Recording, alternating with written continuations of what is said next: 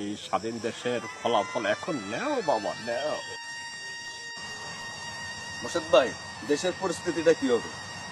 মোর্শেদ ভাই, দেশের যে পরিস্থিতি এটা কি হবে? তুই আমার হাসালি রে, তুই আমার হাসালি।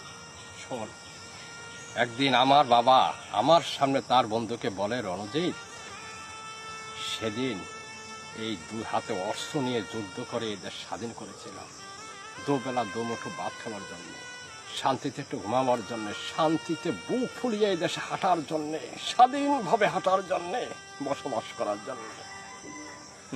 কিন্তু আজ, হায় রে মুক্তিযোদ্ধা, আজ যদি আমার বাবা বেঁচে থাকতো তাহলে বলতাম, বাবা সেদিন তো জীবন বাজি রেখে যুদ্ধ করে এদের স্বাধীন করেছিলাম।